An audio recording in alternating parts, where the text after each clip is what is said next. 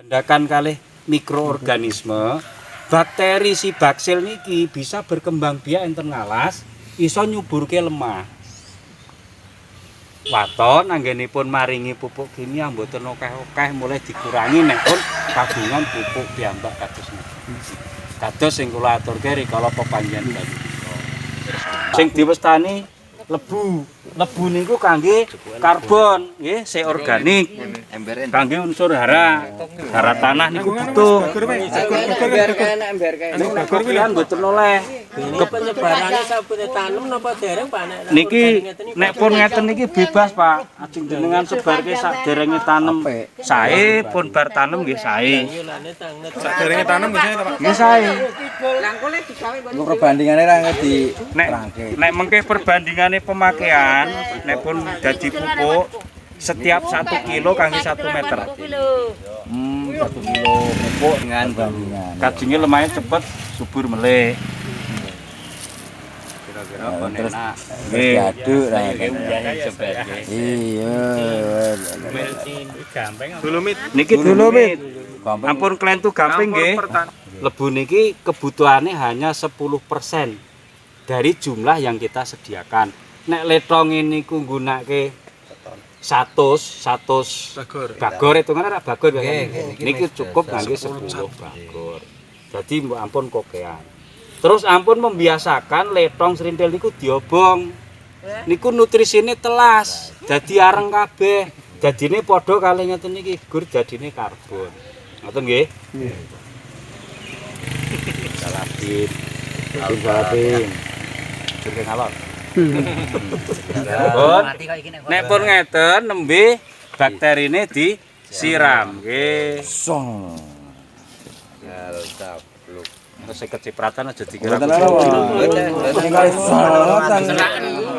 Niku yo karo barang Pak. Niki mangke ngangge gembor. Teles banget iki, Pak. Ngantos teles napa-napa ngatenipun. Nggih. Ditunggu kaji ngresap sithik.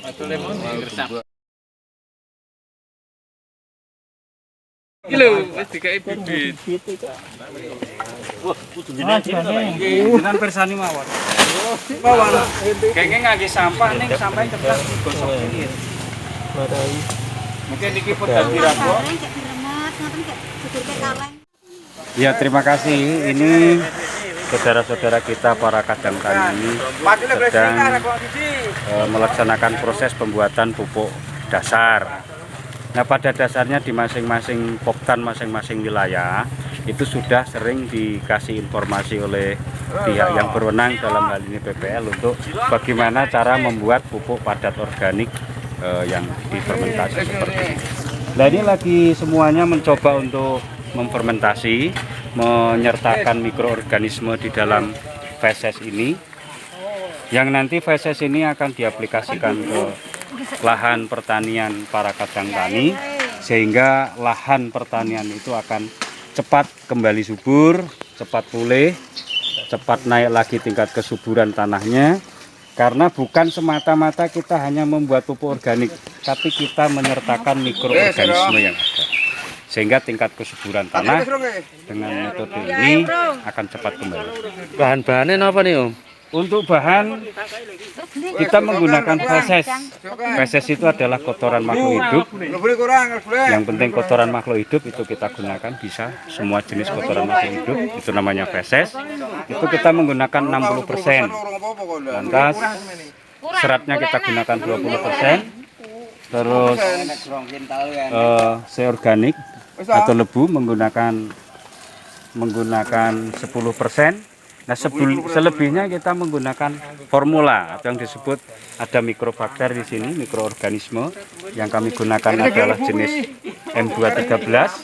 Lantas juga menggunakan molase atau tetes tebu. Bisa tetes tebu, bisa yang lain juga, yang penting unsur molasenya ada untuk konsumsi bakteri. Nah, terus yang selanjutnya ini juga menggunakan bekatul untuk nanti bisa membantu memunculkan jamur krokodil. Garam kita berikan sedikit untuk membantu proses penghancuran feses. Sistem pembuatannya kita fermentasi, harus anaerob.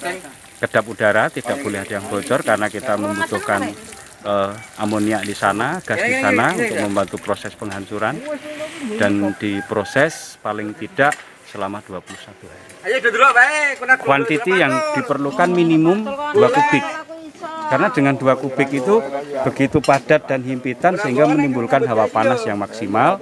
Harapan saya pada saat proses fermentasi di hari ke-17 itu panasnya bisa maksimal, bisa mencapai 100 bahkan 120 derajat Celcius.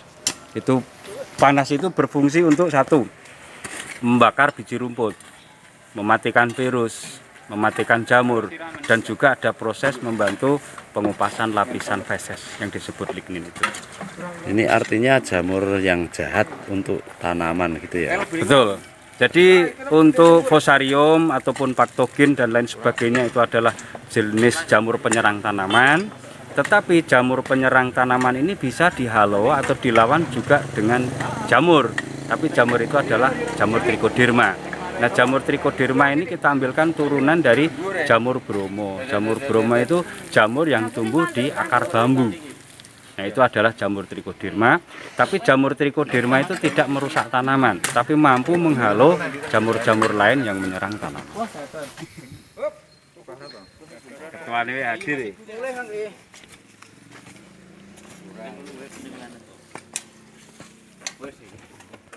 Untuk membuat pupuk seperti ini yang dipersiapkan pertama itu apa saja?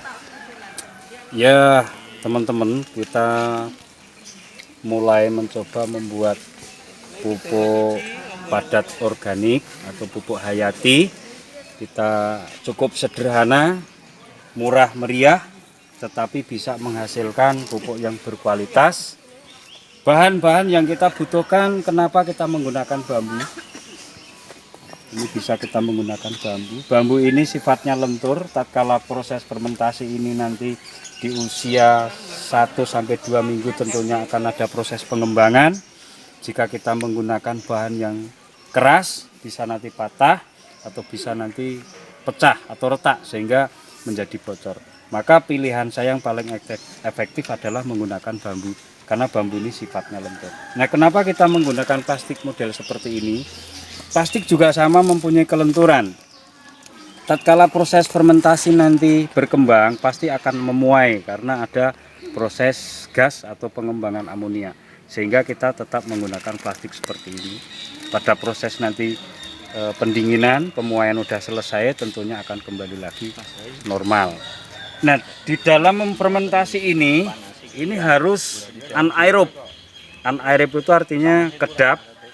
Tidak boleh bocor, kedap udara, baik landasan yang paling bawah sana, itu kita kasih plastik, ya, samping kanan, samping kiri, depan, dan nanti setelah ini penuh, cukup sampai 2 kubik, bahkan lebih, berbentuk elips seperti ini, baru ditutup rapat. Sementara ini yang paling efektif saya temukan adalah dengan sistem seperti ini, dengan murah dan meriah, untuk kalangan petani-petani di daerah masing-masing, sehingga setiap petani yang mempunyai ternak bisa mampu memproduksi pupuk padat organik yang paling efektif untuk tanaman dengan peralatan yang sederhana, murah, ramah lingkungan. Moto kita adalah kembali ke alam, kembali ke hayati, bringkas sukertaning bumi kanthi balining organik. Ukuran yang digunakan relatif, tetapi di sini kita menggunakan standar minimum 2 kubik. Minimum 2 kubik, ya ukurannya kalau 2 kubik itu jelas, lebarnya 1 meter, panjangnya 2 meter, tingginya 1 meter, itu adalah ukuran minimum. Kenapa minimum, ada batas minimum 2 kubik? Karena kita membutuhkan himpitan feses ini, himpitan pupuk ini, nanti untuk menghasilkan panas yang maksimal. Dengan minimal 2 kubik, panas yang didapat di sini bisa mencapai 100 sampai 120 derajat. Oke, matur suwun Om, mudah-mudahan bermanfaat untuk masyarakat Gunung Kidul, khususnya Jogja pada khususnya lagi, dan Indonesia pada umumnya. Oke, terima kasih. Matur suwun. Salam hayati. Salam hayati, kembali ke alam.